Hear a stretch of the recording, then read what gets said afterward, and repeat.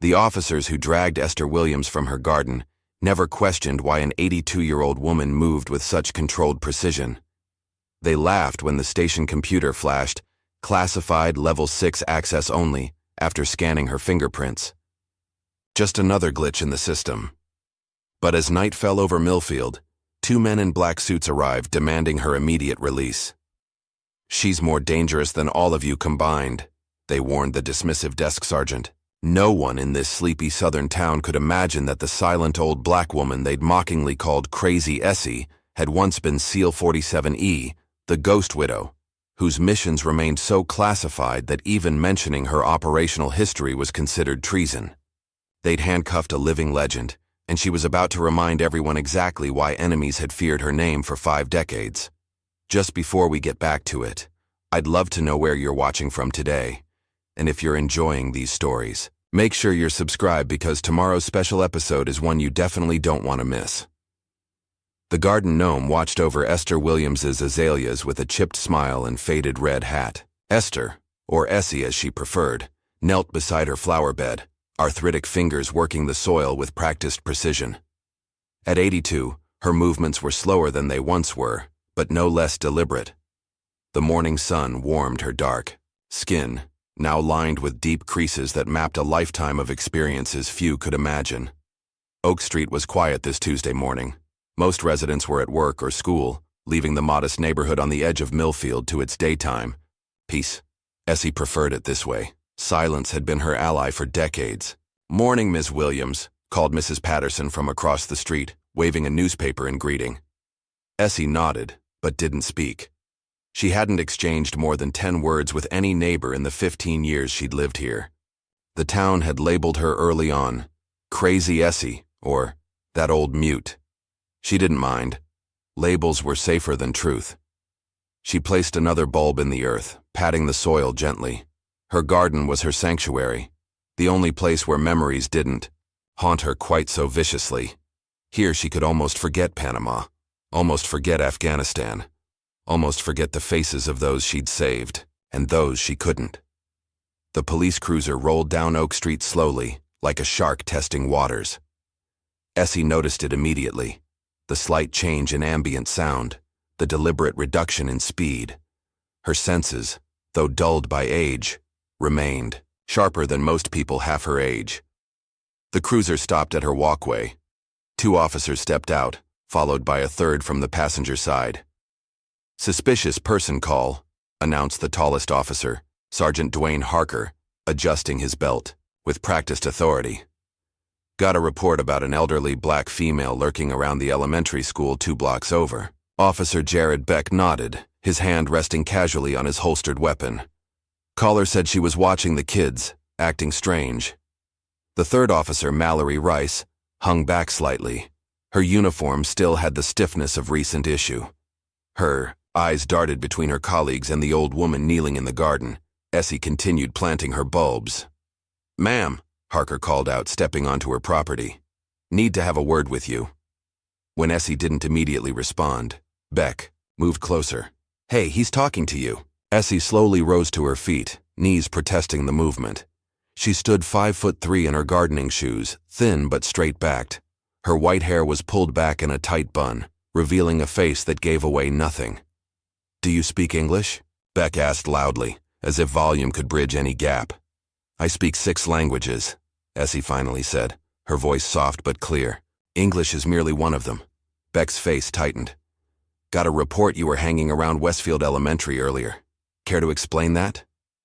"I wasn't at any school today," Essie replied simply. "So you're calling Mrs. Whitaker a liar?"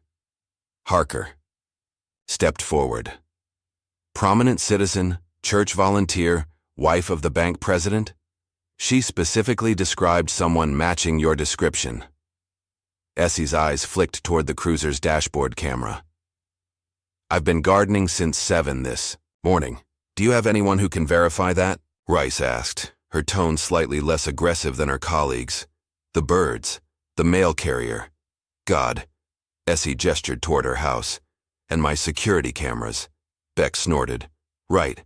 Let's see some ID, ma'am." "It's inside." Essie turned toward her house. "Hold it!" Harker grabbed her arm roughly. "Officer Rice will accompany you." Essie looked down at his hand on her arm, then up at his face. Something in her eyes made Harker hesitate momentarily, though he didn't release his grip. "I don't consent to being touched," she said quietly. "And I don't consent to suspicious individuals." "In my town," Harker replied. "ID, now. You're hurting me." "Complying would make this easier for everyone," Rice suggested. Essie remained still, her gaze never wavering from Harker's face. "I've done nothing wrong." "That's for us to determine," Beck said, stepping closer. "Turn around." "Why?" "Because I said so." Beck spun her around roughly. The sudden movement caused Essie to stumble, knocking into her garden gnome. The ceramic figure toppled and shattered against the walkway. As handcuffs clicked around her wrists, Essie stared at the broken pieces. The gnome had been a gift from her late husband, James. One of the few personal items she'd allowed herself to keep visible. "Oops," Beck smirked. "Should have complied faster." Across the street, Mrs. Patterson stood frozen on her porch, smartphone raised. Other neighbors had appeared in windows and doorways, watching silently as the officers walked Essie to the cruiser. "You have the right to remain silent," Harker recited mechanically. "Anything you say can and will be used against you in a court of law." Essie said nothing as they placed her in the back seat. Her eyes scanned the gathering crowd, cataloging faces, expressions, positions, old habits. She noted which neighbors filmed, which turned away, which stared with naked curiosity. Not one intervened. The drive to the police station took 12 minutes. Essie counted each one, focusing on her breathing the way she'd been taught decades ago. In her mind, she was back in training, enduring worse. Much worse. Millfield Police Department operated from a red brick building downtown, recently renovated thanks to increased municipal funding. Inside, fluorescent lights buzzed overhead as Essie was processed, fingerprinted, photographed, and led to a holding cell without explanation. "What am I being charged with?" she asked once, her only question. "Disorderly conduct, resisting an IRIT, officer, potential trespassing pending investigation," Harker replied without looking at her. "Might find more once we dig deeper." The holding cell was small with a metal bench bolted to the wall. Essie sat perfectly still, her back straight, hands folded in her lap. Hours passed. No one offered water or explained the delay. Through the wide-side window in the door, she could see officers gathering, occasionally glancing her way with amusement. "Hard to believe she's the one Whitaker was so scared of," one officer commented. "Looks like she'd blow over in a strong wind." "Probably off her meds," another suggested. "These old folks get confused." Beck leaned against the wall. "You think you're above the law just 'cause you're old?" he called to her. "Special rules for special people, huh?" Essie didn't respond. She simply watched them, her face expressionless. Inside, she was mapping the station layout, counting personnel, identifying exits. Not because she planned anything. Habits formed in hell don't easily fade, even after decades of peace. At the dispatch desk, Amanda Cho frowned at her computer screen. Fresh out of police academy and only 3 weeks into her job, the 24-year-old dispatcher took her responsibilities seriously. Standard procedure required background checks on all detainees, so she'd run Essie's fingerprints through the system. The screen had flashed red. "Classified. Level 6 access only. Contact Naval Intelligence immediately." Amanda stared at the message, then glanced toward the holding cell where the elderly woman sat motionless. She checked the birth date on the preliminary booking form. 1943. How could an 82-year-old black woman's identity be classified at the highest military level? "Sergeant Harker," she called hesitantly. "There's something strange with Miss Williams's background check." Harker barely glanced up from his coffee. "Like what? Outstanding warrants? Mental health holds?" "No, sir. It's classified. Military. Classification." That got his attention. "What?" Amanda turned her monitor so he could see. "Level 6 access. That's higher than FBI clearance." Harker's face darkened. Must be a glitch. Run it again. She did. Same result. Listen. Harker leaned close, lowering his voice. This stays between us. Probably a system error, but no need to make a big deal. Drop it. But procedure says... I said drop it. His tone left no room for argument. Clear. The screen, and don't mention it again. As Harker walked away, Amanda glanced once more at the old woman in the cell. Essie was looking directly at her, as if she'd heard every word despite being 30 feet away. A chill ran down Amanda's spine. Across town, Malik Green scrolled through his social media feed as he waited for his coffee order. Several posts mentioned a police incident on Oak Street, videos showing officers arresting an elderly black woman. He enlarged one clip, and recognition hit immediately. Ms. Williams? He muttered, downloading the video. Memories flooded back. Being 9 years old, surrounded by teenage bullies behind the corner store. Then Essie, appearing silently, saying something to the boys that made them scatter like frightened birds. She'd walked him home without saying another word, then disappeared back to her solitary existence. Malik grabbed his coffee and headed for his car. At 35, he'd spent the last decade building a reputation as an investigative journalist focused on social justice issues. Originally from Millfield, he'd returned 6 months ago to care for his ailing mother, taking a position with the local paper while freelancing for national outlets.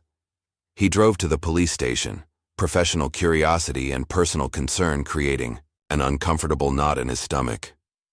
Night had fallen by the time Essie was allowed her phone call. She dialed a number from memory, speaking only 3 words when it was answered. Shadow protocol activated. Then she hung up and returned to her cell without protest. 2 hours later, the night shift began. Essie lay on the hard bench, eyes closed but fully alert. The building had quieted, with only 3 officers visible from her vantage point. At precisely 2:17 a.m., the front door opened. 2 men entered the station. Both wore black suits, impeccably tailored. One carried a slim briefcase. Neither smiled as they approached the desk sergeant. "May I help you, gentlemen?" the sergeant asked, setting aside his crossword puzzle. "We're here for Esther Williams," said the taller man, his voice neutral. "Visiting hours are 9 to 5 and only after formal charging," the sergeant replied. "Come back tomorrow." The shorter man placed his briefcase on the counter and opened it, removing a document. "This authorizes her immediate release into our custody." Sergeant scanned the paper, snorting. "This isn't a federal facility. Your fancy paperwork doesn't mean—" "Call this number," the taller man interrupted, sliding a card across the desk. "Verify our authority." "Listen, fellas," the sergeant leaned forward. "We've got procedures here. I don't care if you're FBI, CIA, or Girl Scouts selling cookies. That woman stays put until morning." The men exchanged glances. "You don't understand," said the shorter one, his voice quieter now. "She's more dangerous than all of you combined," the sergeant laughed. "Right. The 80-year-old gardener is Jason Bourne." 82, corrected the taller man. "And no, not Bourne. Much worse." Something in his tone made the sergeant pause. He looked toward the holding cell where Essie appeared to be sleeping peacefully. "Who is she, really?" "Call the number," the taller man repeated. Now, in the quiet of her cell, Essie closed her eyes and let herself remember. Not the garden or the handcuffs or the broken gnome. But 1965. The impossible test that changed everything. She was 22, standing on a beach in Virginia with 40 men. The only woman. The only black person. All volunteers for an experimental program so classified even the regular SEAL teams didn't know about it. Diversity token, one instructor had sneered. Won't last a day. She lasted. Through swimming, trials that drowned 2 men. Through endurance tests that broke another's spirit. Through pain that would have hospitalized most soldiers. She set records, broke bones, healed, broke more bones, healed stronger. By the end, even the instructors stopped talking, just watched, her with a mixture of respect and fear. She became SEAL 47E. The E officially stood for Experimental Unit. Unofficially, they called her the Executioner, a legend buried under layers of classified documents and redacted reports, a ghost who completed missions that officially never happened, a widow who eventually retired to grow flowers and forget. But memory, like muscle, never truly forgets its training. Morning light filtered through the small window of Essie's cell, casting bars of shadow across the concrete floor. She'd been detained for nearly 24 hours now, given only a paper cup of water and a stale sandwich. It didn't bother her. She'd once survived 14 days in a hole in the ground with nothing but rainwater. Malik Green sat in his parked car outside the police station, reviewing his notes. He'd spent the night researching, calling contacts, digging through databases. The fragments he'd uncovered made little sense individually, but together they formed a disturbing pattern. Panama, 1989, reports of a shadow operative extracting high-value targets during the invasion. Described as unusually small in stature, but terrifyingly efficient. Afghanistan, early 2000s. Whispered stories among Taliban fighters about the ghost. Widow, a phantom who could enter secured compounds undetected, always described as death wearing a woman's skin, and a code name that appeared in heavily redacted documents. SEAL 47E Malik's phone rang. A source from the Pentagon, a former classmate now working in intelligence. Whatever you're digging into, stop, his friend warned without preamble. That code name you asked about? It triggered alerts across 3 agencies. Who is SEAL 47E? Malik pressed. I can't even confirm that designation exists. But hypothetically, if it did, you'd be poking a hornet's nest filled with classified operations spanning 50 years. Is it Esther Williams, the woman arrested yesterday? Silence then. I didn't say that. I didn't say anything. But Malik, be careful. Some ghosts don't like being disturbed. Inside the station, Sergeant Harker stood at his desk, face flushed with anger as he crumpled a form in his fist. Request denied, he snapped at Amanda. I told you to drop this. Sir, it's procedure to complete a background verification on all detainees, Amanda insisted, keeping her voice professional despite her nervousness. The system flagged inconsistencies that... The system glitched, Harker interrupted. End of story. But the men who came last night were federal bureaucrats overstepping their jurisdiction. Harker tossed the crumpled form into the trash. This is my department, my town, my case. He leaned closer. Keep pushing this, Cho, and you'll be directing traffic at the elementary school until retirement. Amanda watched him storm away, her mind racing. In 3 weeks on the job, she'd witnessed numerous procedural violations, but this felt different. Personal, as if Harker had something to prove or something to hide. The dispatch desk computer required a password to access the restricted database, but Amanda had an advantage the sergeant didn't know about. Her father, James Cho, had been a military intelligence officer before his death 3 years ago. His old clearance codes, technically obsolete but sometimes still functional in legacy systems, might work. During her lunch break with the office, nearly empty, she tried the backdoor access her father had once shown her, for emergencies only. To her surprise, the system accepted the credentials. What she found made her blood run cold. Photos, decades old but unmistakable. A younger Esther Williams in military fatigues, face streaked with camouflage paint. Another showed her dragging, a hooded figure through jungle terrain. Another in desert gear, a rifle in hand, surrounded by what appeared to be special forces operators, all male, all deferring to her. Amanda downloaded what she could, then carefully erased her digital footprints. Whatever was happening went far beyond a simple false arrest. As evening approached, a distinguished black man in his 70s arrived at the E station. He wore a tailored navy blue suit with military precision, his bearing unmistakably that of someone accustomed to command. I'm here to see Esther Williams, he announced to the desk officer. Name? Admiral Carlton Briggs, retired. The Chiker officer raised an eyebrow. Relationship to the detainee? Briggs's expression remained neutral. Old colleague. 15 minutes later, Briggs was escorted to Essie's cell. The officer unlocked the door but remained nearby, pretending to organize paperwork while straining to hear their conversation. Briggs sat on the bench beside Essie, who hadn't moved from her position. "Never thought I'd see you in a place like this," he said quietly. "Never thought I'd see you in a suit," she replied, the faintest smile touching her lips. "The men I sent couldn't get you out. I didn't expect them to. This isn't about a simple arrest." Briggs nodded. "Harker." His father was Colonel Harker. "Kandahar," Essie said, understanding immediately. "The dishonorable discharge. His son's been looking for revenge ever since. When your fingerprints hit the system, he must have recognized the name."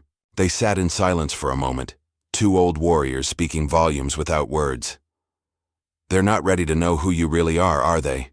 Briggs finally asked. Essie turned slightly, gazing through the small window at the darkening sky. "I didn't survive all that just to die in a town full of cowards." After Briggs left, the night grew quiet again. But the digital world was anything but silent. Malik had spent hours crafting a detailed thread. "The woman they fear. Who is SEAL 47E?" With carefully selected documents, redacted reports, and witness statements from veterans, he painted a picture of an extraordinary operator whose existence had been deliberately erased from military history. The thread went viral within hours. SEAL 47E and Justice. Essie began trending. Suddenly, all eyes were on the Millfield Police Department. By morning, pressure was mounting. National media picked up the story. The mayor called the police chief, demanding answers. Protesters gathered outside the station with signs, "Free Essie Williams" and "Who are the real criminals?" Sergeant Harker paced his office, fury radiating from him in almost visible waves. He summoned officers Beck and Rice. "This ends now," he growled. "We've got probable cause to search her property for contraband. Who knows what an ex-military type might be hiding? Weapons, explosives." Rice shifted uncomfortably. "Sir, with all the attention on this case, shouldn't we wait for— Are you questioning my orders, officer?" Harker's voice dropped dangerously. "No, sir," she replied automatically, though her expression suggested otherwise. "Good. You and Beck head over there now. Find something, anything we can use to justify holding her. This woman is not making a fool of my department." The search of Essie's home was methodical but fruitless at first. The modest house was sparsely furnished, almost ascetic in its simplicity. No weapons, no contraband, just books, basic furniture, and gardening supplies. Then Beck found the bedroom closet. Inside, a shadow box hung on the wall, containing military medals, not Essie's. Her service remained classified, but her late husband's. James Williams, Army Special Forces, killed in action in 1982. "Jackpot," Beck muttered, removing the shadow box from the wall. Hidden behind it was a small safe. "We don't have a warrant for that," Rice pointed out. Beck ignored her, examining the safe. "Probably full of illegal weapons. That's reasonable suspicion right there." Despite Rice's protests, Beck called for a department technician to open the safe. Inside was a single item, a worn leather journal filled with what appeared to be coded entries. "Evidence," Beck declared, bagging the journal. On their way out, he deliberately knocked the shadow box to the floor, shattering the glass and scattering James Williams' medals across the hardwood. Rice stared at the fallen medals, then at her partner. Something shifted in her expression. Doubt, crystallizing into certainty. This wasn't law enforcement. This was cruelty. That afternoon, due to mounting public pressure and a stern call from the governor's office, Essie was released without charges. She stood on the station steps, facing a small crowd of reporters and curious onlookers.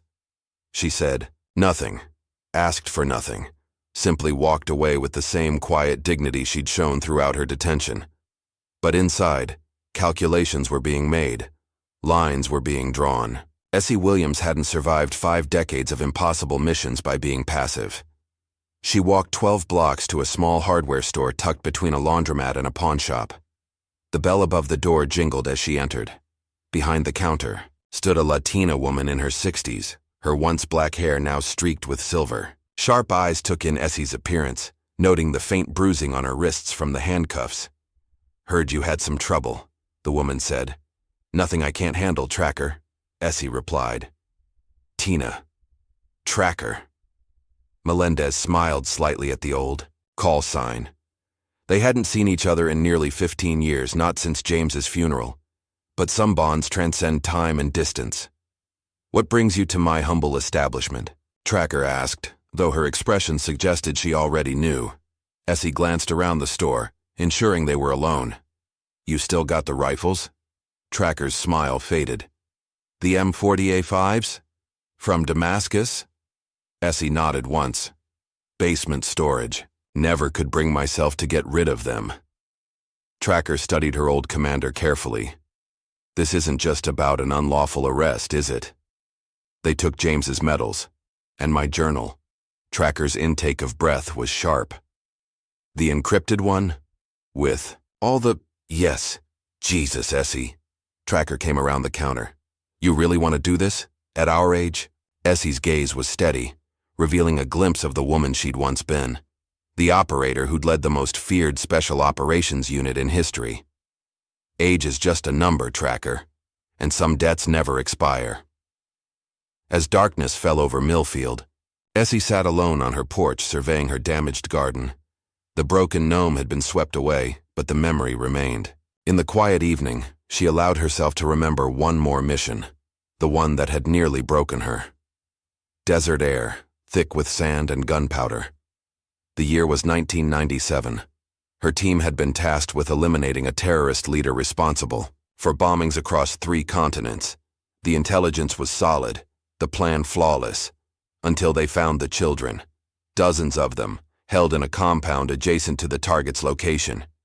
Human shields, the analysts called them later. Collateral damage, acceptable under the mission parameters. Essie had made a different call. Extraction first, target second. The children survived. The terrorist escaped. Her team completed the kill 3 weeks later, but the damage was done. Essie had disobeyed a direct order. No medal would come from that mission, but neither did nightmares of dead children. It earned her the silent respect of every operator who served with her afterward, and the watchful suspicion of those who valued mission completion above humanity. Now, decades later, that choice still defined her. She would not stand by while injustice occurred, even when standing meant revealing secrets long buried. The soft chime of her phone interrupted her thoughts. A text message from an encrypted number. Journal contents being decoded. Harker knows what's inside. Moving to phase 2. Essie deleted the message and stood up, her decision made. Millfield had no idea what it had awakened, but it was about to find out. The morning sky over Millfield hung heavy with gray clouds, matching the tension that had settled over the town in the 3 days since Essie's release. Mayor Franklin Wells sat behind his mahogany desk, staring at the mounting stack of emails, voicemails, and written complaints from citizens across the country. "This is a disaster," he muttered, loosening his tie. At 58, Wells had served as mayor for 12 years, running the town with a careful blend of Southern charm and political pragmatism. Now, that carefully constructed image was crumbling before a national spotlight. His assistant knocked lightly before entering. "Chief Sullivan is here, sir." Police Chief Thomas Sullivan entered, his uniform immaculate, but his expression grim. At 64, he was nearing retirement, and had hoped to coast through his final years without incident. "Tom," Wells gestured to a chair, "we need to clean up this mess. Now." Sullivan nodded, settling his bulk into the seat. "I've placed Beck on administrative leave pending review. Harker's fighting it, but I've ordered a full investigation into the arrest." "That's not enough." Wells tapped his computer screen displaying Malik Green's latest article. "This journalist is turning our town into a symbol of everything wrong with American policing." "The governor called me this morning, Tom." "The governor?" Sullivan's jaw tightened. "What exactly do you want me to do?" "Williams was released. No charges. Filed. Make it right." Wells insisted. Publicly. Apologize to the woman. Fire someone if necessary. But fix the optics before this ruins us all. Across town, in the dimly lit chambers of the county courthouse, Judge Kenneth Voss reviewed the motions filed that morning by Sergeant Harker. The elderly judge removed his reading glasses, pinching the bridge of his nose. You want me to sign a psychiatric evaluation order? For Williams? Harker stood rigidly before the bench, his posture betraying his military upbringing. Yes, Your Honor. We have reason to believe she presents a danger to herself and others. Based on what evidence? Voss asked skeptically. Her erratic behavior, during arrest, reports from neighbors describing paranoid tendencies, and her military background suggests potential PTSD or other disorders. Harker slid a folder across the desk. We're concerned, given her access to potential weapons. Judge Voss leafed through the documents. Most were statements from concerned citizens that read suspiciously similar. He recognized Caroline Whitaker's signature, the bank president's wife and a prominent donor to his re-election campaigns. You realize this case has national attention now, Voss cautioned. All the more reason to ensure public safety, Harker replied smoothly. Better safe than sorry. After a moment's hesitation, Voss signed the order. Proceed with caution, Sergeant. Very careful caution. What neither man knew was that Officer Mallory Rice had stationed herself outside the judge's chambers, recording their conversation on her phone. Her hand trembled slightly as she stopped the recording and slipped away unnoticed. 20 minutes later, she sat in her car across from a small coffee shop downtown, watching Malik Green through the window. The journalist was typing furiously on his laptop, surrounded by notebooks and documents. Rice took a deep breath, checked her uniform in the mirror, and exited the vehicle. She'd taken an oath to protect and serve. It was time to decide who that oath truly served. Inside the coffee shop, Malik barely noticed the young officer approach until she stood directly before his table. He looked up warily. Officer Rice, what can I do for you? She glanced around nervously before sliding into the seat opposite him. I need to know if you're serious about exposing what's happening in Millfield. Dead serious, Malik replied, studying her face. Rice reached into her jacket and removed a small evidence bag containing a worn leather journal. This was taken illegally from Ms. Williams's home. Harker sent me to log it into evidence, but... She hesitated. I can't be part of this anymore. Malik stared at the journal, understanding its significance immediately. You could lose your job for this. I already resigned. Effective immediately. She slid the journal across the table. It's encrypted somehow. I don't know if it's useful, but it is, Malik assured her, carefully taking the journal. More than you know. That evening, Malik and Amanda Cho sat in his apartment poring over the journal. The pages contained what appeared to be random sequences of numbers and letters, interspersed with occasional map coordinates. It's definitely a military cipher, Amanda said, comparing entries. My dad taught me a few basic ones, but this is beyond anything I've seen. Your father was in intelligence? Malik asked, surprised. Amanda nodded. 20 years. Died 3 years ago. Heart attack. She traced a sequence of numbers with her finger. Wait, look at the groupings here. It's similar to a cipher he showed me once, a variant of a Vigenère square with positional shifts. For the next 4 hours, they worked methodically, testing combinations and patterns. Shortly after midnight, Amanda let out a gasp. I think I've got it, she whispered, hastily scribbling on a notepad. The key is Spectre 1992. If we apply that to the first entry. The decoded message read, Extraction successful. HVT secured. 3 hostiles eliminated. No team casualties. SEAL 47E mission complete. Entry after entry revealed similar reports, missions spanning decades across global hotspots, each signed with the same designation, SEAL 47E. Names appeared throughout. Warlords captured, politicians rescued, traitors exposed. My God, Malik murmured, scanning a particularly detailed entry from 1987. These aren't just mission logs. They're insurance. Insurance? Evidence, in case something happened to her. He pointed to a list of names near the back of the journal. Look familiar? Amanda leaned closer. Kenneth Voss, isn't that our county judge? And according to this, Malik flipped to the decoded entry. In 1982, then-Lieutenant Voss compromised a hostage extraction in Beirut by selling intelligence to arms dealers. That's treason, Amanda whispered. And Essie Williams has proof. Malik closed the journal. No wonder Harker is so desperate to discredit her. The next morning, dawn had barely broken when a sleek black Lincoln town car pulled up outside Judge Voss's sprawling, colonial home in Millfield's most exclusive neighborhood. Essie Williams stepped out, dressed not in her usual gardening clothes but in a fitted black trench coat, her white hair pulled back severely. The judge's housekeeper answered the door, startled by the early visitor. I need to see Kenneth, Essie said simply. Tell him it's an old acquaintance from Beirut. Minutes later, she was shown into Voss's private study. The judge stood by the window in a silk bathrobe, his face ashen. You, he said, voice barely above a whisper. After all these years, Essie remained standing, her posture perfect, despite her age. I'd hoped never to see you again, Kenneth. What do you want? His hand trembled as he poured himself a generous whiskey, despite the early hour. You signed an order yesterday. Psychiatric evaluation. Voss swallowed hard. Harker made a compelling case. Save it. Essie's voice remained soft but carried an edge sharper than any blade. You and I both know what this is about. Beirut, 1982. The glass in Voss's hand shook violently. That was 40 years ago.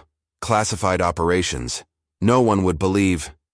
4 American hostages died because of you, Essie cut in. I have names, dates, account numbers. And now, thanks to your friend Harker, my insurance policy is being decoded as we speak. What do you want? Voss asked again, desperation creeping into his voice. Rescind the order. Recuse yourself from any matters concerning me. And retire, Kenneth, before month's end. Or, Essie smiled, a small cold thing without humor. Or I ensure that the last thing people remember about Judge Kenneth Voss isn't his distinguished career, but his dishonorable discharge and the blood on his hands. She turned to leave, but Voss called after her. Williams, you think you're untouchable? There are powerful people who do anything to keep those old missions buried. Essie paused at the door. I'm counting on it. By noon, news broke that Judge Voss had rescinded the psychiatric evaluation order and announced his recusal from all matters concerning Esther Williams, citing potential conflicts of interest. The statement raised more questions than it answered, particularly for those following Malik's reporting. As Essie walked home from the bus stop that afternoon, she sensed the tale immediately. Male, mid-30s, trying too hard to look like a local in a town where everyone knew everyone. He kept pace half a block behind her, occasionally speaking into what appeared to be a Bluetooth earpiece. She made no indication she'd noticed him, continuing her usual route with the unhurried pace of an elderly woman. When she stopped to examine flowers in the park, he paused to tie his shoelace. When she entered the corner market, he waited outside, pretending to check his phone. Amateur, she thought. They'd sent an amateur. Inside her house, Essie moved efficiently, placing her handbag on the kitchen counter before filling a glass with water. Through the window, she watched her shadow take position across the street, partially concealed by a large oak tree. Precisely 7 minutes later, the power in her house flickered momentarily, the signal she'd been waiting for. Without hurrying, she moved to her bedroom, opened the closet, and pressed a hidden panel behind where her husband's medals had once hung. The false wall slid open, revealing a narrow passage to the basement. The hitman made his move at dusk. Dressed as a utility worker, he approached the back door with a clipboard and fake ID. Finding it unlocked, he slipped inside, drawing a silenced pistol from his work belt. The house was silent and still. A single lamp burned in the living room. A half-empty glass of water sat on the kitchen counter. He moved methodically through each room, clearing corners with practiced efficiency. When he reached the bedroom, he noted the open closet, the empty hooks where metals had once hung. The blow came from behind, swift, precise, and devastating. A forearm across his throat, applying pressure to the carotid arteries with surgical precision. He tried to bring his weapon up, but a sharp twist of his wrist sent white-hot pain up his arm. The gun clattered to the floor. Darkness closed in as his oxygen depleted. His last conscious thought was confusion. How could an 82-year-old woman move like that? When he awoke, he was seated on the cold marble base of Millfield's town square fountain, hands and feet bound with zip ties. A small crowd had gathered, some taking photos, others calling the police. Around his neck hung a handwritten sign, "Tell them SEAL 47E is watching." The morning news coverage dominated local and national broadcasts. "Mystery vigilante apprehends. Armed intruder," the headlines proclaimed. The hitman refused to speak, but his credentials were quickly proven false, and his weapon contained no serial numbers. At the Millfield Herald office, Malik fielded calls from major networks seeking interviews or collaboration. His story had exploded, bringing attention not just to Essie Williams, but to decades of classified operations that had shaped global politics from the shadows. "Mr. Green," his editor called from the doorway. "Someone tampered with your car." Security called the police. In the parking lot, Malik stared at his sedan. The brake lines had been cleanly cut, visible fluid pooling beneath the vehicle. A message was keyed into the driver's door. "Drop the story." He was still processing the threat when his phone rang. "Amanda. Someone broke into my apartment," she said without preamble, her voice shaking. "They took my laptop, my files, everything related to the journal." "Are you safe?" Malik asked urgently. "I'm at my mother's." "But Malik." "They left a note. They know about my father, about his access codes." Before he could respond, a text message appeared on his screen from an unknown number. "Town fountain, 20 minutes, come alone." Malik arrived at the fountain with 5 minutes to spare, scanning the nearly empty park with nervous eyes. He'd brought a small canister of pepper spray, meager protection, but better than nothing. "You won't need that," came a soft voice from behind him. He spun around to find Essie seated on a bench, feeding breadcrumbs to pigeons as if she had no concerns in the world. "They cut my brake lines," Malik said, sitting beside her. "I know. I fixed them after the police left." At his surprised look, she added, "Mechanical engineering was part of my training. Amanda's apartment was broken into. She's safe. That's what matters." Essie continued feeding the birds. "But you're not, Malik. Neither of you are. This goes beyond Harker or Voss. The journal was meant to be found eventually, just not yet." She turned to face him fully. "They'll kill you both to keep those secrets, unless we give them something bigger to worry about." "What do you have in mind?" "I need time. 3 days." Essie's eyes held his with intensity that belied her years. "Can you get somewhere safe until then?" Malik thought about it. "My cousin has a cabin upstate, off the grid. Take Amanda, go today. No phones, no internet. 3 days. And then?" Essie smiled slightly. "And then we remind some powerful people why they called me the Ghost Widow." As Malik and Amanda headed for safety, Essie began moving, with the quiet efficiency that had once made her legendary among her peers. Her first stop was a small veterans' housing complex on the outskirts of town. Reggie Watson answered his door on the third knock. At 75, the former communications specialist's body had grown frail, but his mind remained razor-sharp. His hands moved in quick, precise signs, American Sign Language, which he'd used exclusively since losing his hearing in an explosion 30 years earlier. "Essie," he signed, surprise and delight crossing his weathered face.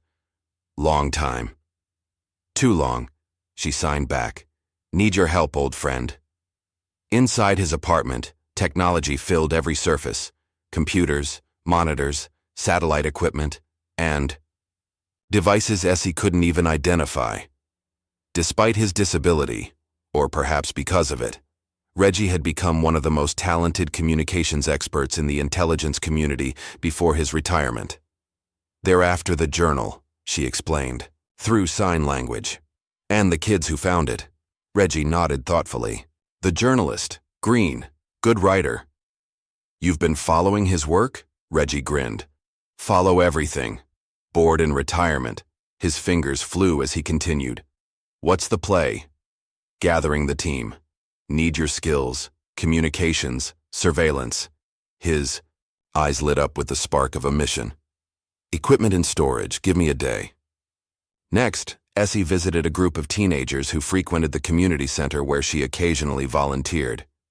6 young people, 4 black, 2 white, all from the poorer side of town, all with potential being wasted in a system designed to overlook them. Ms. Williams, 17-year-old Jamal greeted her with respect. Saw you on the news. That wasn't my choice, Essie replied, taking a seat among them.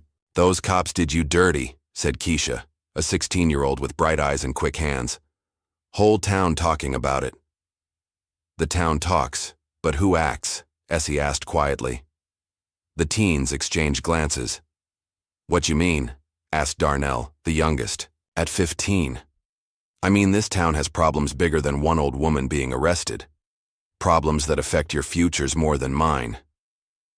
Essie looked at each face in turn. I don't have much time left on this earth. You all do. Question is, are you ready to fight for it? By evening, Essie had set up a makeshift headquarters in Reggie's apartment. Maps of Millfield covered one wall with key locations marked: the police station, courthouse, mayor's office, and the homes of Harker, Beck, and other players in the unfolding drama. Reggie's fingers moved rapidly. Surveillance equipment active. Police radio frequencies tapped. Email servers compromised. Good. Any movement on Harker? Reggie nodded, pointing to a monitor showing a real-time GPS tracker. Planning something. Made calls to private security contractors, ex-military types. A raid, Essie concluded. They'll come for me tonight or tomorrow. Let them come. As darkness fell over Millfield, Sergeant Harker gathered a team in an abandoned warehouse on the edge of town. 6 men in tactical gear checked weapons and equipment. None of it standard police issue. This operation is off the books, Harker informed them. Williams is a national security threat. Evidence suggests she's in possession of classified materials and potentially dangerous weapons. What about warrants? One man asked. Covered. Harker lied smoothly. Judge Voss signed everything this morning. We move at 0200 hours. Quick, clean entry. Secure the target and any materials. Questions? There were none. These weren't regular officers but private contractors accustomed to operating in gray areas. One more thing, Harker added. This stays quiet. Far as anyone knows, this is a standard department operation. Understood? Across town, Malik and Amanda had barely reached the outskirts when Malik's phone rang. Despite Essie's warning, he answered. Mr. Green, came a familiar voice. This is Mayor Wells. I'd like to meet, privately. It's about Esther Williams and what's really happening in Millfield. Malik hesitated, looking at Amanda. I'm afraid I'm unavailable at the moment, Mayor. Son, people are going to get hurt if this continues. I can help, but I need to talk to you first. No games, no politics, just truth. After a moment's consideration, Malik agreed to meet at a diner just outside town limits in 30 minutes. He turned the car around, despite Amanda's protests. Essie said 3 days, she reminded him. If the mayor's willing to talk, this could be important, Malik argued. We'll be careful. The diner was nearly empty when they arrived. Mayor Wells sat alone in a corner booth, nursing a cup of coffee. He looked older than his press photos, the lines in his face deeper, his eyes tired. Thank you for coming, he said as Malik and Amanda slid into the booth. And for bringing Ms. Cho. Her father was a good man. Amanda stiffened. You knew my father? Not personally, but his reputation preceded him. Wells glanced around before continuing in a lowered voice. What you've stumbled into goes far beyond Millfield. Judge Voss made some calls after Williams visited him, calls to people who don't officially exist. Division 9, Malik guessed, recalling a heavily redacted reference in Essie's journal. Wells' eyebrows rose slightly. You've done your homework. Yes. An intelligence unit so classified even most of the Pentagon doesn't know it exists. They clean up loose ends. Like Essie Williams? Amanda asked. Like anyone who threatens certain narratives. Wells slid a thumb drive across the table. Everything I could access about what's happening. Harker's planning a raid tonight. Private contractors. Shoot first. Questions, never. Malik pocketed the drive. Why are you helping us? Wells smiled sadly. I've been mayor for 12 years. Before that, I was a history teacher. I've watched this town rot from the inside while pretending everything was fine. Maybe I'm too old to keep pretending. What do we do with this information? Amanda asked. Get it to Williams, then get somewhere safe. Wells stood, placing money on the table for his coffee. And whatever you do, don't trust anyone with a badge. Rain fell in sheets across Millfield as 2 a.m. approached. Essie sat alone in her darkened living room waiting. Her house had been prepared. Cameras hidden in strategic locations, tripwires set, escape routes cleared. She'd lived long enough to know when a storm was coming, sometimes literally, sometimes figuratively. Tonight, both. Her phone vibrated with a text from Reggie. 6 men, tactical gear, ETA 3 minutes. Essie placed the phone on the coffee table and closed her eyes briefly. At 82, her body protested the lack of sleep, the stress, the constant vigilance, but her mind remained razor sharp, cycling through scenarios and contingencies with practiced ease. The first indication of the raid was subtle, a momentary disruption in the power to the security cameras Reggie had installed. Amateur move. Second was the soft crunch of boots on wet gravel around the side of the house. Essie slipped silently into the kitchen as a black-clad figure approached the back door. The lock was picked with practiced efficiency. The door opened without a sound. 2 men entered, weapons raised, scanning with tactical lights. They moved through the kitchen toward the living room where a single table lamp created a small pool of light. In the center of that light sat Essie's rocking chair, empty and still. Clear, one whispered into his comm. The second man moved toward the hallway. Bedroom next. Neither noticed the small device Essie had left on the kitchen counter, a modified signal booster connected to Reggie's equipment across town. Every word, every movement was being transmitted live to multiple secure servers. As the team spread through the house, their frustration mounted. Room after room yielded nothing. No Essie, no weapons, no classified documents. She's not here, the team leader reported to Harker, who was monitoring from a van parked 2 blocks away. Search again, Harker ordered. She has to be there. Sir, the house is empty. There's nothing here except... The man paused, noticing something on the kitchen table. Hold on, there's a note. Written in elegant script on a piece of stationery was a simple message. Still too slow.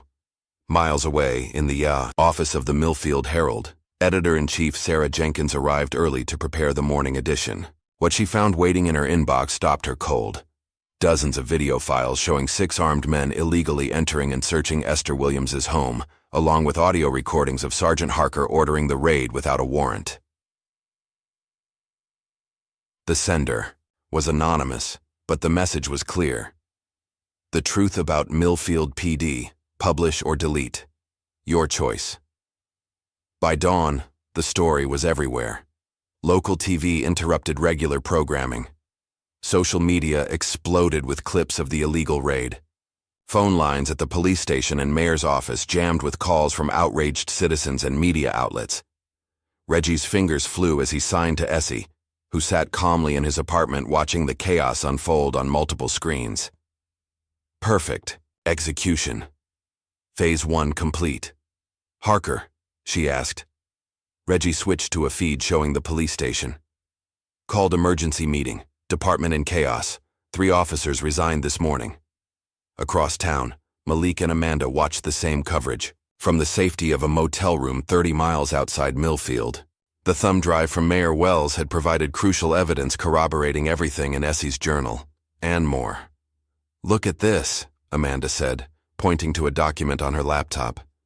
Operational directives for something called Project Ghost Shield. It mentions Division 9 and... She paused, eyes widening. A list of SEAL team members from classified units. Essie's name is here, along with others. And dates of termination. Termination? Malik leaned closer. You mean, they've been eliminating their own operators. Cleaning house. Amanda scrolled through the document. Essie is one of the last still alive. Malik's phone rang. An unknown number. He answered cautiously. It's time, came Essie's voice. Return to Millfield, Town Hall, noon tomorrow. Is it safe? No, she replied honestly, but necessary. Bring everything you have. As evening approached, Essie made her way to her own home, slipping past the news vans and curious onlookers who had gathered nearby. Using a neighbor's yard as cover, she accessed her house through a cellar entrance hidden beneath an old gardening shed. The raid had left her home relatively undisturbed. Harker's team had been professional enough not to cause obvious damage, but they'd missed what she'd come for. In the backyard, beneath a flowering dogwood tree, lay a small granite marker commemorating her late husband. Essie knelt beside it, her fingers finding the hidden catch that few would notice. The marker shifted slightly, revealing a small compartment underneath. From it, she removed a waterproof bag containing a USB drive, a small key, and a worn photograph of herself and James on their wedding day. She tucked these into her pocket just as her phone vibrated with a warning from Reggie. Police approaching. 2 minutes. Essie replaced the marker and moved quickly through the shadows toward the street behind her property. As she disappeared into the gathering darkness, 2 patrol cars pulled up in front of her house, lights flashing. The next morning dawned clear and cool. By 11 a.m., a crowd had gathered outside Millfield Town Hall. Residents, journalists, activists drawn by the unfolding story. Mayor Wells had called an emergency session to address recent police actions and community concerns. Inside, the council chambers filled quickly. Chief Sullivan sat stiffly at one side of the room, several officers behind him. Notably missing were Harker and Beck. Judge Voss's seat remained empty, his absence explained by a sudden health concern. At precisely noon, the chamber doors opened. Essie Williams entered, flanked by Malik Green and Amanda Cho. The room fell silent as the unlikely trio made their way to the front, where Mayor Wells had arranged for them to speak. Essie approached the microphone first. Despite her age and small stature, she commanded the room's full attention. When she spoke, her voice was clear and unwavering. My name is Esther Williams.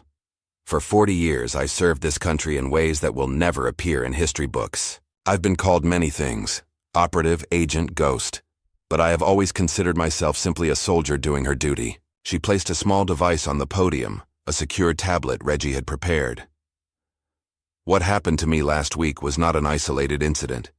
It was the symptom of a disease that has infected not just this town, but institutions meant to protect all citizens. With steady hands, she activated the tablet, projecting images onto the large screen behind her. Documents, photos, mission logs, evidence of decades of operations conducted by special units like hers, alongside evidence of corruption, reaching from Millfield to Washington. I came to this town seeking peace in my final years. Instead, I found the same enemies I spent my life fighting. Those who abuse power, who believe certain lives matter less than others, who hide behind badges and benches while betraying the oaths they swore.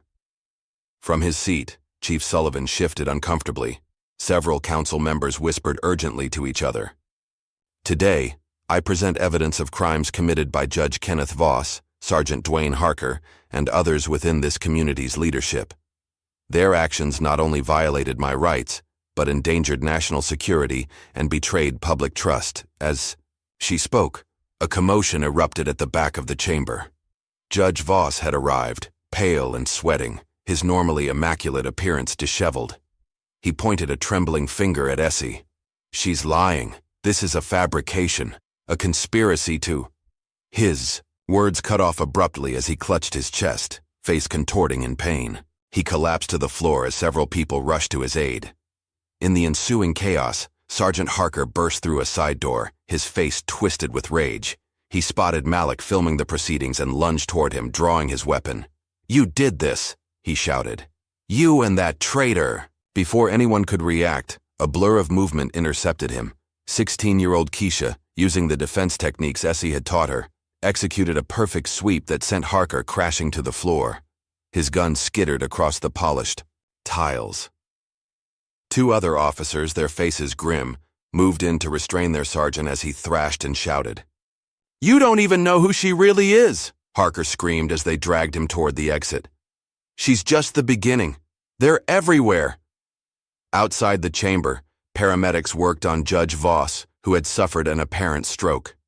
The live feeds, capturing the dramatic scene, ensured that millions witnessed both his collapse and Harker's meltdown.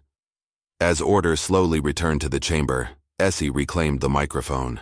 Her expression revealed nothing of the turmoil around her. "What you've seen today is just the beginning," she said quietly. "The truth has been buried for too long, beneath layers of secrecy and intimidation. But no secret lasts forever." She looked directly into the cameras, her gaze unwavering. "To those who think power makes them untouchable, remember this. I spent 50 years in shadows watching. I'm not the only one. We're still here. Still watching." With those words, she stepped away from the podium. The room erupted in questions and exclamations, but Essie moved through the crowd with quiet dignity, Malik and Amanda close behind. Outside, the afternoon sun cast long shadows across the town square. As they descended the town hall steps, a sleek black SUV pulled up to the curb. The rear door opened, revealing a familiar face, Admiral Carlton Briggs. "That was quite a show, Essie," he said as she approached. "But you've stirred a hornet's nest. Division 9 is mobilizing." "Good," Essie replied calmly. "Let them come into the light for once." "It won't be just local cops next time," Briggs warned. "These people have resources, influence. So do I." Essie glanced back at the town hall, where more people were emerging, many talking excitedly into phones or cameras. "The most powerful weapon was always the truth, Carlton. You taught me that." Briggs smiled sadly. "And you were always my best student." He handed her a sealed envelope. "Security protocols for the next 48 hours. Safe houses, emergency contacts. Use them." As the Admiral's vehicle pulled away, Essie turned to Malik and Amanda. "This isn't over. The most dangerous phase is just beginning." "What happens now?" Amanda asked. Essie's gaze drifted to the horizon, where storm clouds were gathering once again. "Now we prepare for war." Behind them, atop a building across the square, a figure watched through high-powered binoculars. He spoke quietly into a secure comm line. "Target identified. Williams is compromised. Operation Spectre protocols are now active." The voice that responded was cold and precise. "Understood. Cleanup team en route. Containment is priority alpha. No witnesses."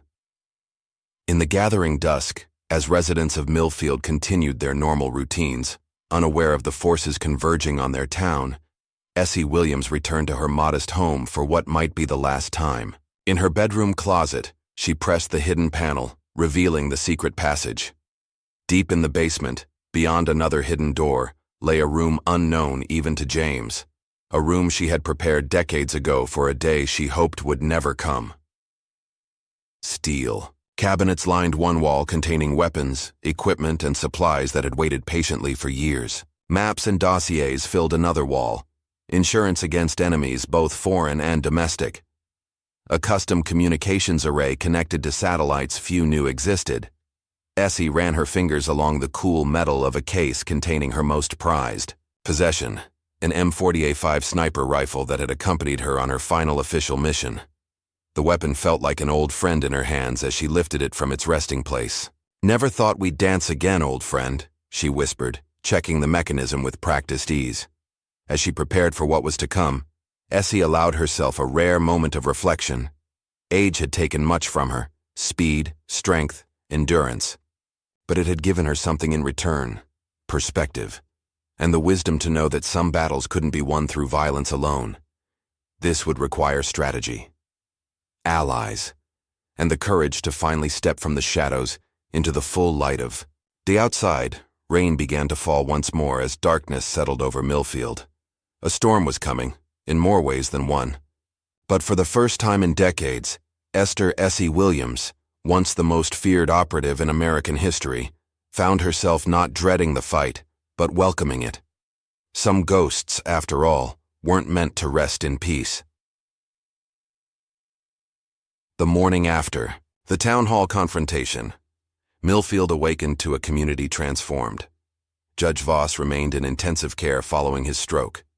Sergeant Harker sat in a county detention center 2 towns over, denied bail as a flight risk, and for the first time in decades, the entrenched power structure that had governed the small southern town lay in ruins. Mayor Wells stood at the window of his office, watching satellite news vans line the street below. His phone hadn't stopped, ringing since dawn. Calls from the governor, state representatives, even a senator's chief of staff. Everyone wanted distance from the scandal. Everyone wanted assurances that their own connections to Millfield's corruption remained buried. "Another press inquiry, sir," his assistant said from the doorway. "CNN this time." Wells nodded wearily. "Tell them I'll issue a statement at noon." As the door closed, his secure line rang. The phone only 3 people had the number to. He answered, cautiously. "This is Wells, Mr. Mayor." The voice was male, cultured, with the faintest trace of a New England accent. "I represent concerned parties at the state level. We need to discuss your guest." "Williams?" "Precisely. Her sudden prominence presents certain complications." Wells sank into his chair. The woman was wrongfully arrested, harassed, and targeted. The complications were created by my police department, not by her. "Your police department isn't sitting on 5 decades of classified operations, Mayor." The voice hardened slightly.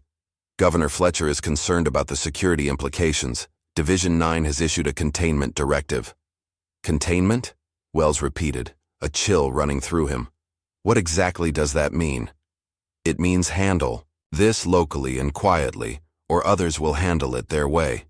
Either Esther Williams stops her crusade voluntarily, or she'll be stopped. For national security reasons, of course." After the call ended, Wells sat motionless, staring at the phone. 20 minutes later, he drafted his resignation letter. Some positions weren't worth the cost to one's soul.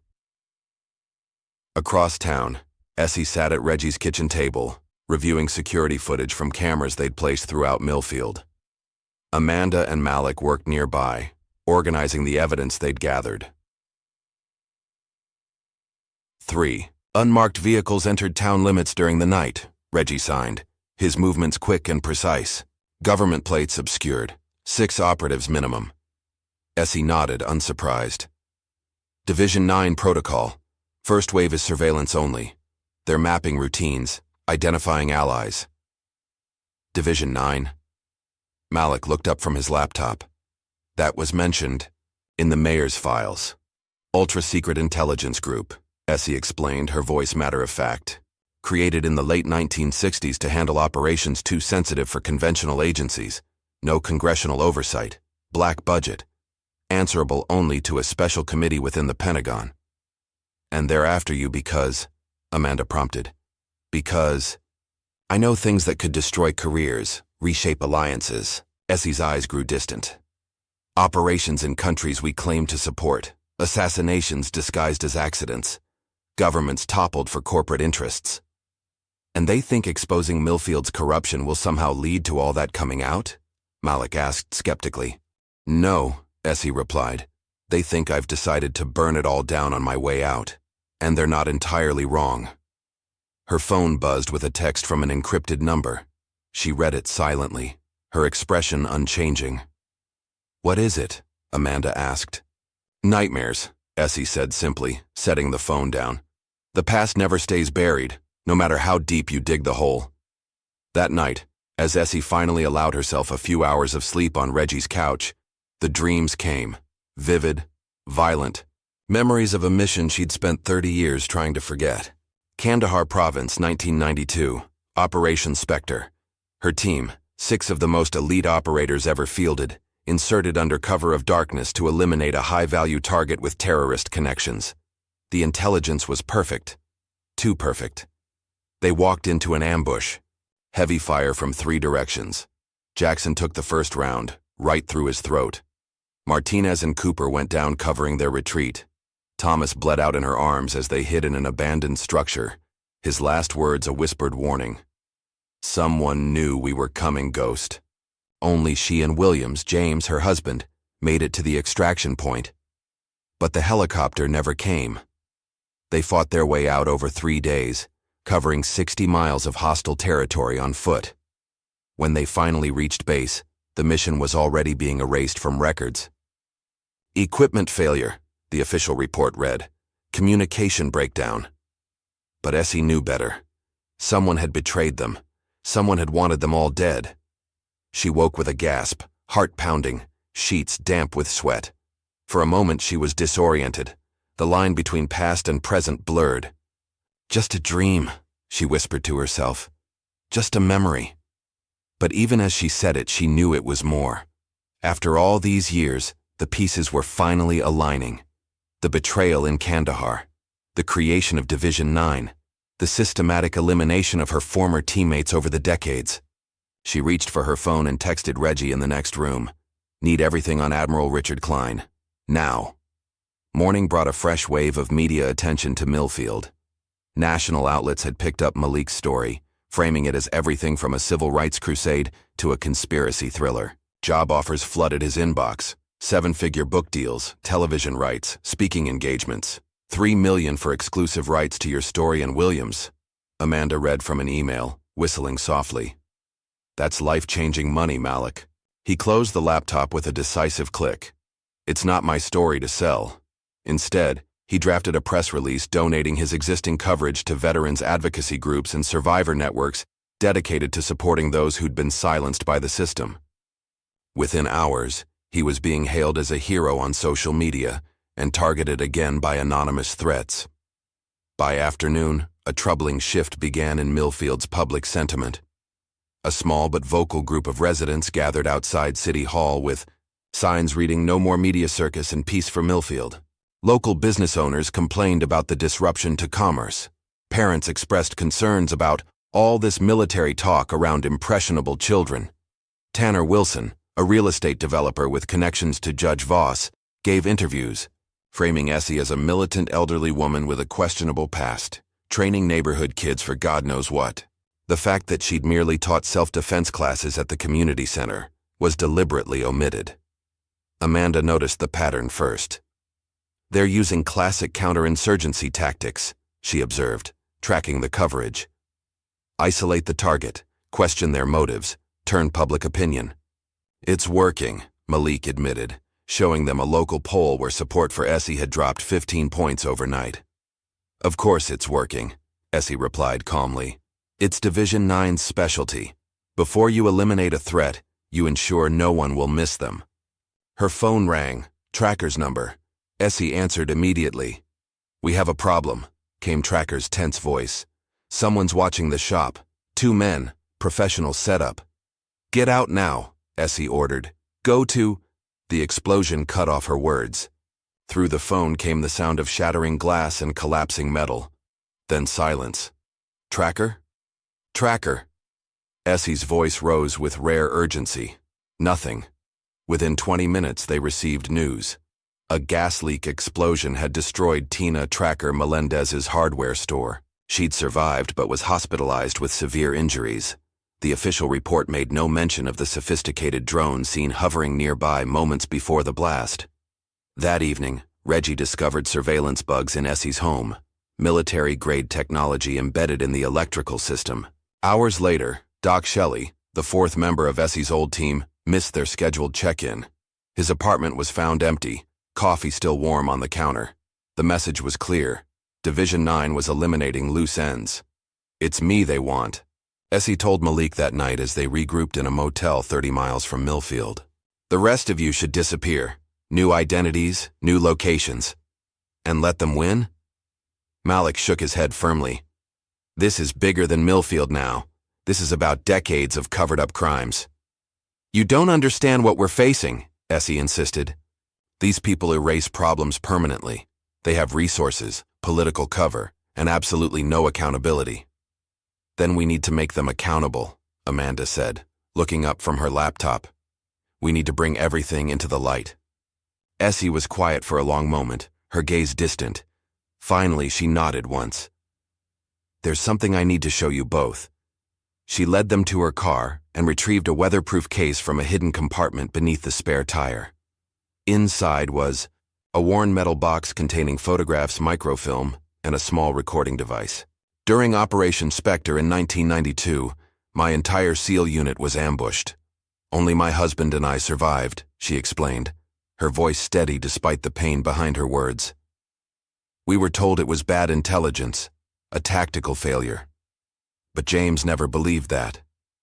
She held up a microfilm strip. "He spent years gathering evidence, tracking money trails, communications.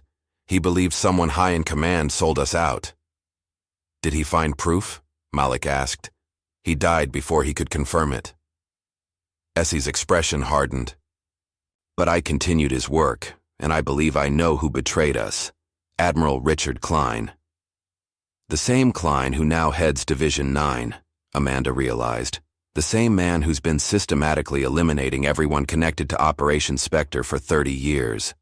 Essie carefully replaced the items in the box. "He's buried evidence, silenced witnesses, rewritten history." "Why?" Malik pressed.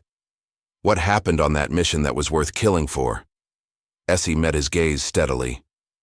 "We weren't sent to kill a terrorist. We were sent to eliminate a CIA whistleblower, an American agent who discovered illegal weapon sales to the same insurgent groups we were supposedly fighting.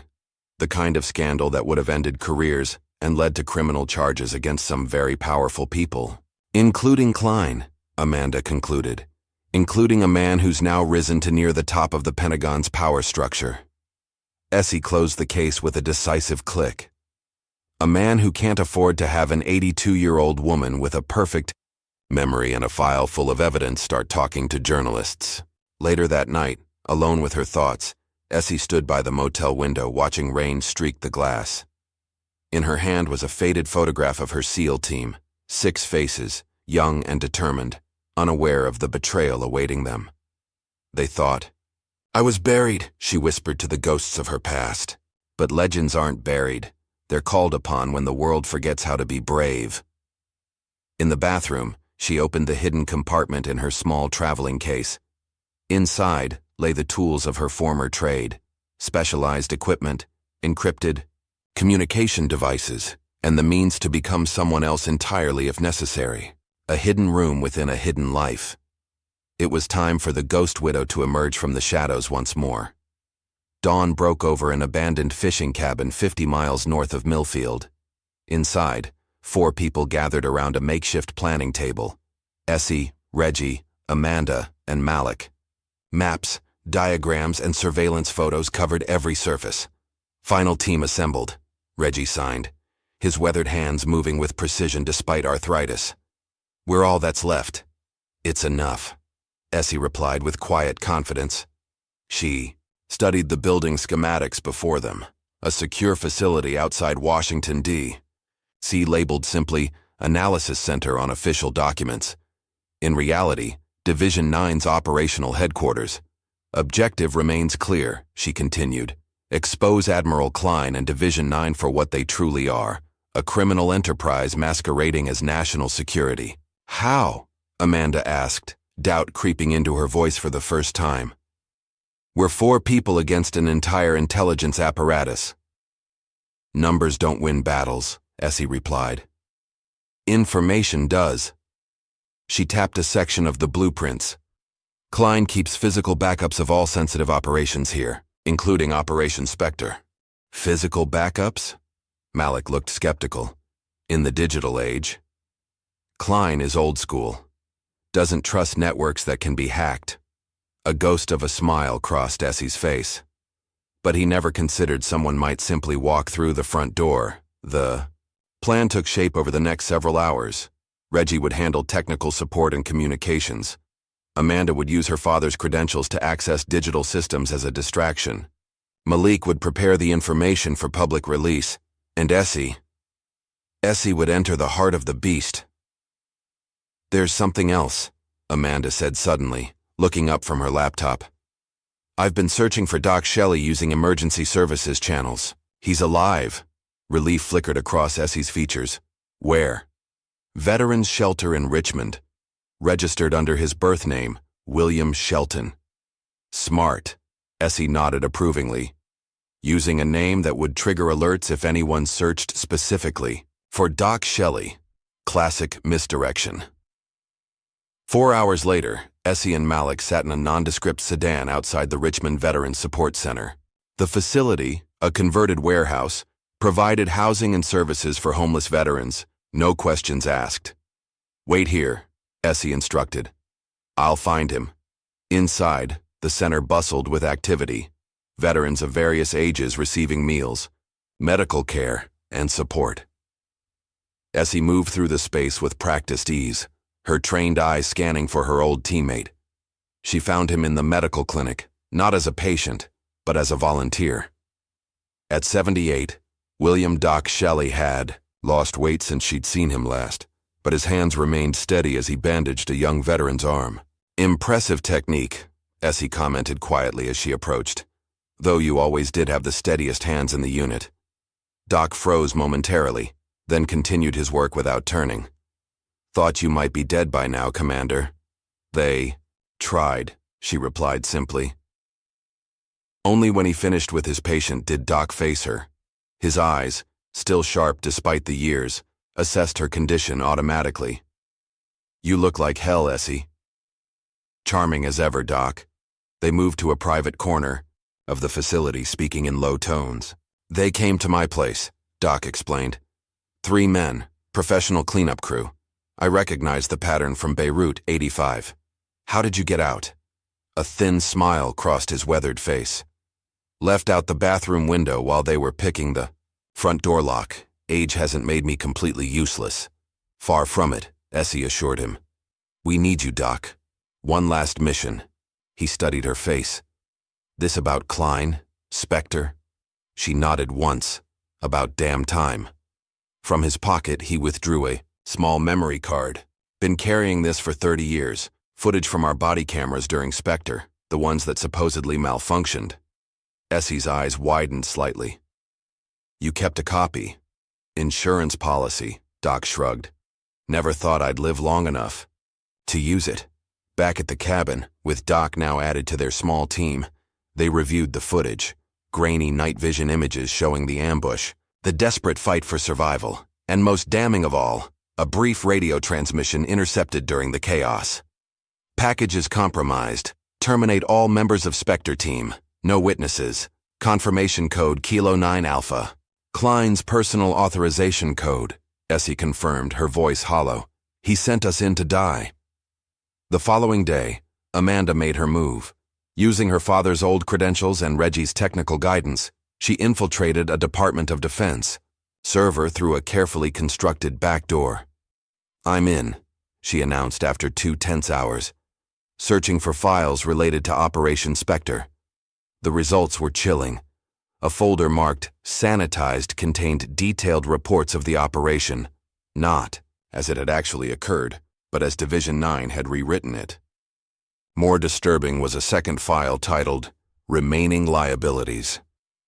It's a kill list, Amanda whispered as the document opened. Names, locations, surveillance reports. At the top of the list, Esther Williams. Status, priority target.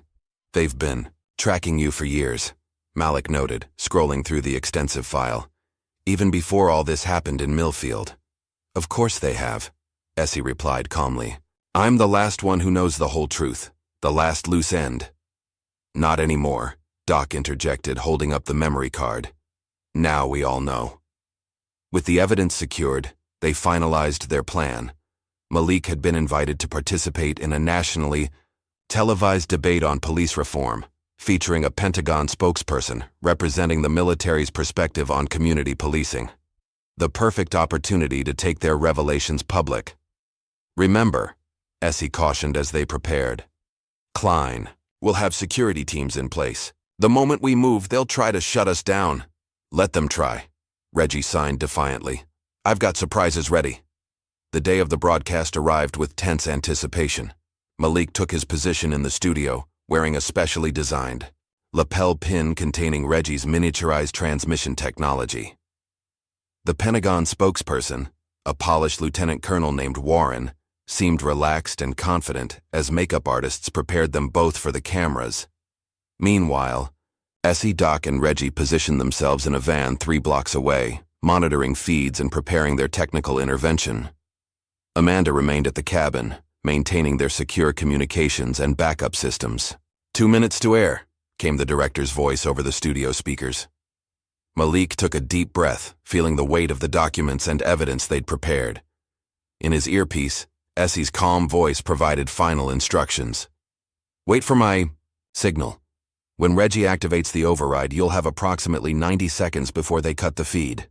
Make them count." The debate began smoothly, with standard talking points about community relations and accountability.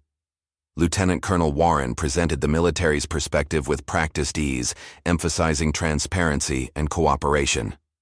At precisely the 17-minute mark, Essie gave the signal. Reggie's fingers flew across his specialized equipment, executing a complex series of commands that bypassed the network's security protocols. Across the country, television broadcasts suddenly interrupted, with an emergency override signal. Confused anchors and viewers watched as their screens filled with classified documents, surveillance footage, and damning evidence of Division 9's decades of illegal operations. In the studio, Malik seized his moment, speaking directly to the cameras. "What you're seeing is evidence of a secret intelligence unit called Division 9, responsible for assassinations, cover-ups, and the elimination of American service members who threaten to expose the truth. Led by Admiral Richard Klein, this organization has operated without oversight for decades, committing crimes in the name of national security." As he spoke, Doc's footage from Operation Spectre played on screens nationwide. The ambush, the desperate fight, the damning radio transmission with Klein's authorization code. Lieutenant Colonel Warren's face drained of color as he recognized what was happening. He reached for his phone, only to find all signals jammed by Reggie's countermeasures. Exactly as Essie had predicted, security teams converged on the studio within minutes, but the damage was done. The broadcast had reached millions before being cut. Social media exploded with screenshots, clips, and calls for investigation.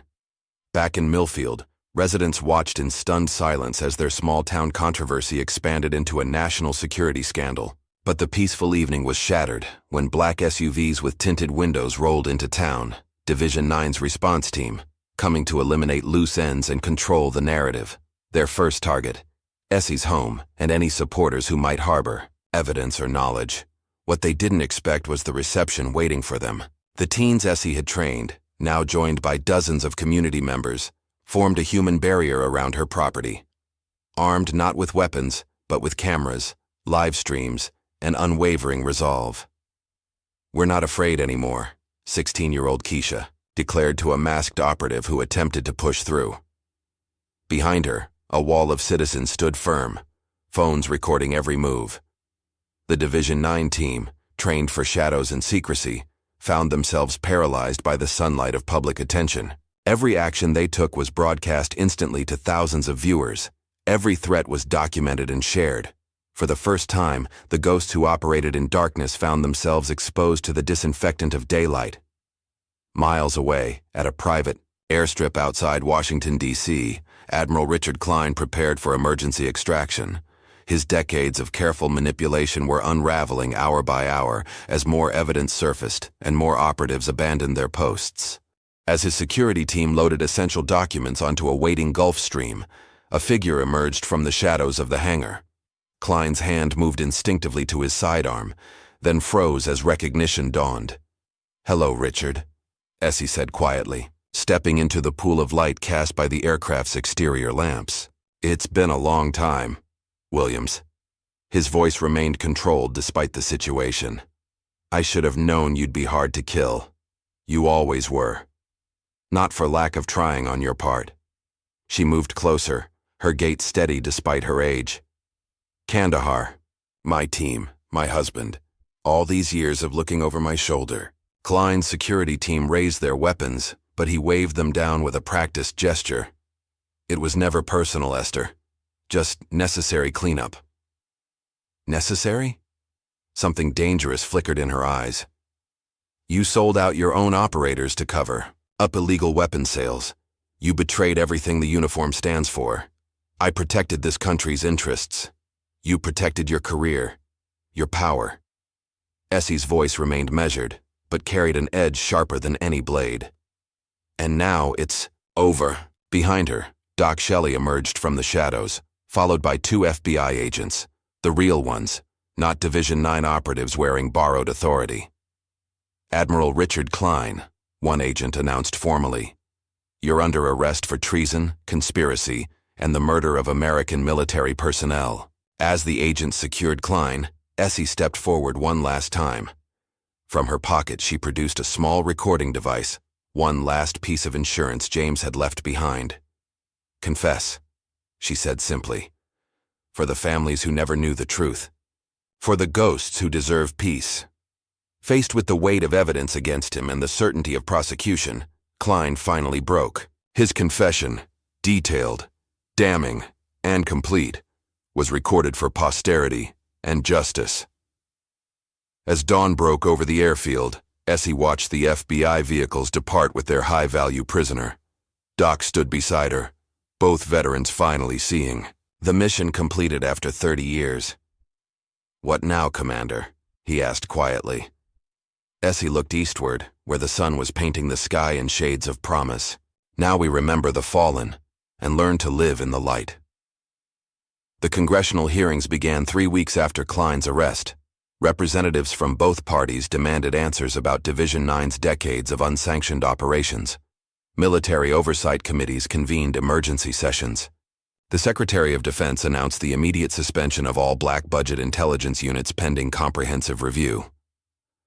Through it all, Essie Williams remained silent. Despite subpoenas and invitations to testify, she sent only a written statement. Let the ghosts speak for themselves. The evidence tells their story better than I ever could. The media labeled her a hero, a whistleblower, a patriot. Politicians sought photo opportunities. Book publishers offered 7-figure advances. Hollywood producers pitched movie deals. Essie declined them all, returning to her modest home in Millfield to tend her garden. The broken gnome had been replaced by a simple stone marker bearing the names of her fallen teammates from Operation Spectre. 2 months after Klein's arrest, a black limousine arrived at Essie's door. Inside sat the President of the United States, who had diverted from an official Southern tour specifically to meet her. Ms. Williams, the President said, stepping onto her porch. It's my honor to finally meet you. Essie offered coffee, which they drank from mismatched mugs at her kitchen table. No aides, no cameras, no ceremony, just 2 Americans having a conversation about service and sacrifice. When the President left an hour later, Essie held a small velvet box containing the Medal of Valor and official documentation acknowledging her as the longest-serving, most decorated, and first black woman SEAL team leader in American history. The nation may never know all you did, the President had told her, but we owe you a debt that can never be repaid. The following Saturday, Essie held a quiet ceremony in the Millfield Veterans Cemetery. Doc Shelley stood beside her, as did Reggie Watson. Tracker, still recovering from her injuries, attended in a wheelchair. Together, they honored the members of their unit who had fallen in Kandahar 30 years earlier. Malik filmed the gathering with Essie's permission, producing a documentary he titled The Last Watch. In it, he captured not just the ceremony, but the stories behind each name. Lives of extraordinary courage that history had nearly forgotten. They weren't just operators, Essie told the camera in a rare interview. They were fathers, sons, husbands. They had dreams beyond the battlefield. Jackson wanted to open a fishing charter. Martinez had designs for a children's hospital in his hometown. Cooper wrote poetry that would break your heart with its beauty.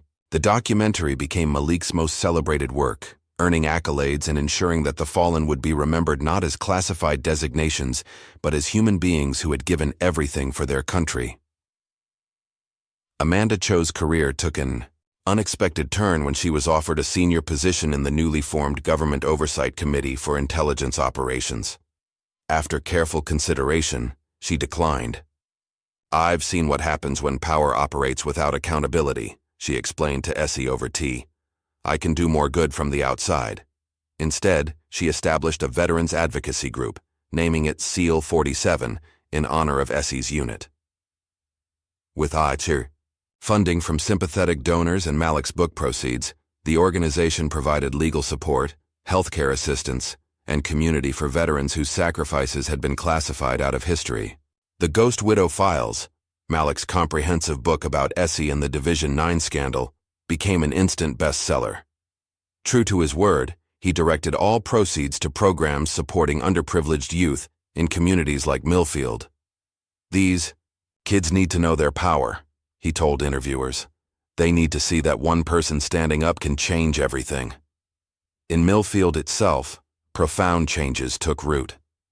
Officer Mallory Rice was appointed interim police chief after Sullivan's resignation, implementing reforms that emphasized community engagement and accountability. The town council, now led by a diverse coalition of citizens including some of the teens Essie had mentored, passed measures ensuring transparency in local government.